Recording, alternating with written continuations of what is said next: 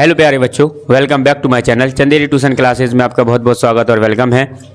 तो आज हम यहाँ पर इस वीडियो के अंदर डिस्कस करेंगे कक्षा 10वीं मतलब कि क्लास 10th में जो बोर्ड का एग्ज़ाम है आपका, उसमें आने वाला क्वेश्चन है। ये 2025 में ये क्वेश्चन आने की बहुत बहुत संभावना है।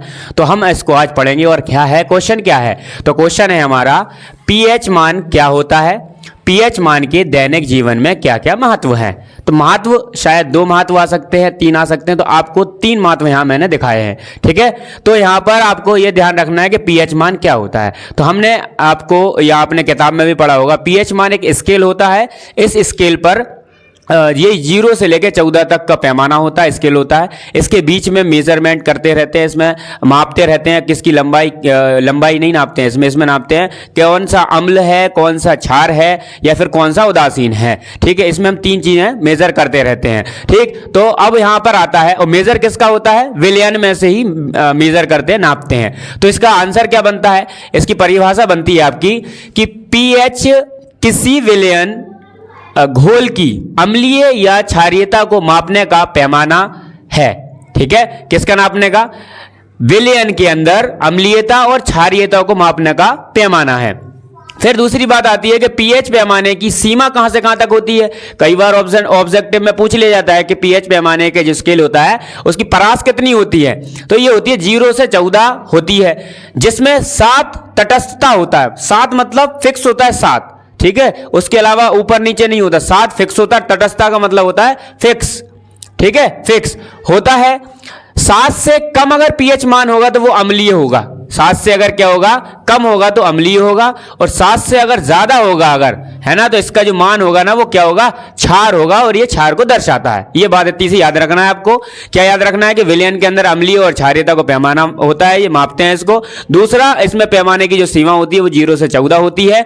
0 से 14 में 7 तटस्थ होता है, फिक्स होता है। अगर 7 से कम होता है मान तो अम्लीय होता है, और 7 से ज्यादा होता है तो क्षार होता है। ये दर्शाता है ये। ठीक है, अब यहां पर जो P और H का अलग अलग है कि इसको P को कई बार पावर भी कहते हैं, पोटेंशियल भी कहते हैं। और इसकी जो खोज थी वो जर्मन में हुई थी, और जर्मन में जो पोटेंशियल शब्द है P है, इसका मतलब होता है पावर या शक्ति या बल, इस टाइप का।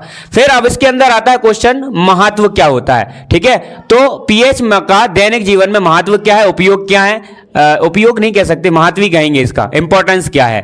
तो सबसे पहला है पेड़ पौधों के लिए ये बहुत इंपॉर्टेंस है। क्या है, पेड़ पौधों की अच्छी वृद्धि और अच्छी उपज के लिए मिट्टी के पीएच परास की विशेषता बनी रहनी चाहिए। क्या बनी रहनी चाहिए, विशेषता बनी रहनी चाहिए। अगर नहीं बनी रहेगी तो क्या होगा, तो अधिक यदि यह अधिक अम्लीय हो गया, अगर कैसा हो गया, अधिक अम्लीय हो गया या फिर क्षारीय हो गया, तो ये जो उपज है ना वो कुप्रभावित हो जाएगी। इस पर कुप्रभाव पड़ेगा, मतलब ये खराब हो जाएगी, नष्ट हो जाएगी।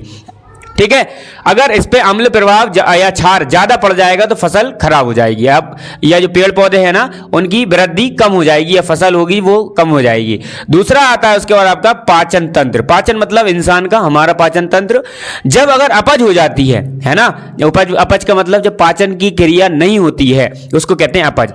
अपच की स्थिति में जब अपच नहीं होती है तो अम्ल की मात्रा अधिक बनने लगती है। क्या बनने लगती है, अम्ल की मात्रा अधिक बनने लगती है, जिसके कारण पेट में दर्द और जलन का अनुभव होता है। अब जब पेट दर्द होता है ना तो पेट दर्द में क्या होगा, हमें जलन होगी। इसका हमें क्या होता है, ये दर्द होता है ना, जलन, ऐसा लगता है जलन हो रही है, हमें फील होता है, महसूस होता है। इस दर्द से मुक्ति पाने के लिए, इस दर्द से अगर हमें छुटकारा पाने है ना, तो हम क्या करते हैं, एंटीसेप्टिक क्षारक का उपयोग किया जाता है। मतलब हम दवाई लेते हैं तो वो हमें कैसी दवाई देगा, एंटासिड क्षारक नामक उपयोग देगा, दवाई देगा, हम उसका उपयोग करेंगे, हमारे पेट में जलन बंद हो जाएगी, पाचन हो जाएगा हमारा।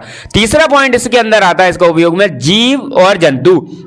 अब जब जीव जंतु हमारे शरीर में डंक मारते हैं, ये बहुत अच्छा है, आप याद कर सकते हो। ये बड़े बहुत हैं पर इनको आप समझ के याद करोगे तो बहुत छोटे हैं। जैसे जब जीव जंतु हमारे शरीर में डंक मारते हैं तो हमारे शरीर पर वे विशेष प्रकार का क्या छोड़ देते हैं, एक अम्ल छोड़ देते हैं। क्या छोड़ते हैं, अम्ल छोड़ देते हैं। जैसे मधुमक्खी ने जिसको काटा होगा तो भिरड जो अम्ल होता है वो छोड़ देता है।